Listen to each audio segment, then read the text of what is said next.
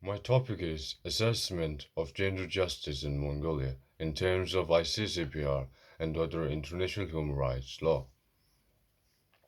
Mongolian constitution accepts enforcement of international law in Mongolia.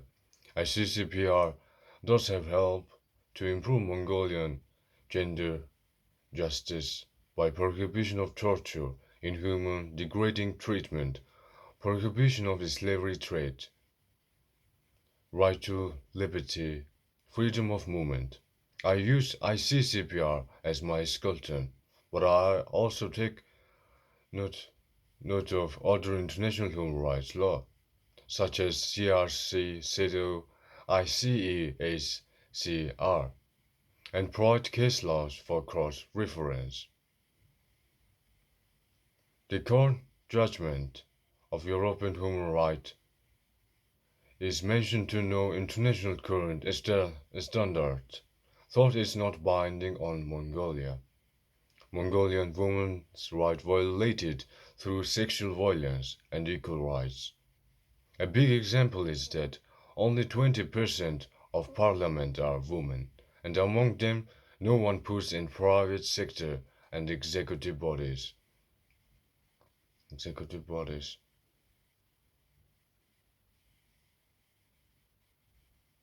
Mongolia has to comply with ICCPR and other international human rights law obligations.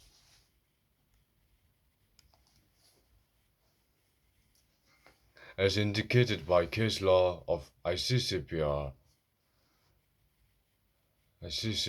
in my dissertation, ICCPR considers whether a country's gender-based violence constitutes breach of Article 7 and Article 26 of ICCPR.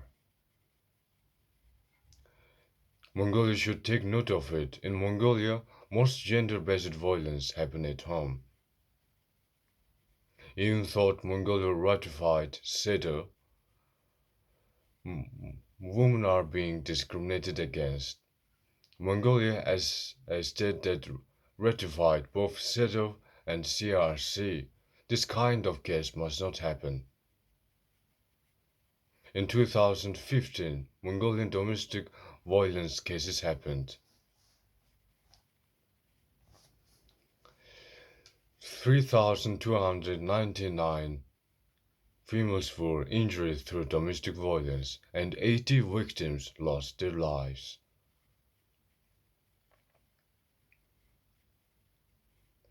In 2017, Mongolia amended law to combat domestic violence.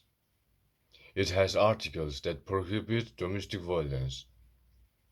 However, such domestic law does not have enough support and fundings. The concluding observation of UN suggests to Mongolia that healthcare workers such as teachers, educators, law enforcement officers should be working for gender justice. UN also asked Mongolia to codify law on combating trafficking of women. However, trafficking is still secretly operating. Most traffickers are from poor families. Mongolia still did not meet the minimum requirements of eliminating trafficking for gender justice. Since Mongolia does not release its court judgment, it's hard to know what's happening at judiciary and hard to trust our government. Without judicial transparency, it's not easy to improve the causing problems. Therefore, it needs to apply ICCPR and other relevant international human rights law in Mongolia. As I stated in my research findings, Mongolian constitution allows it.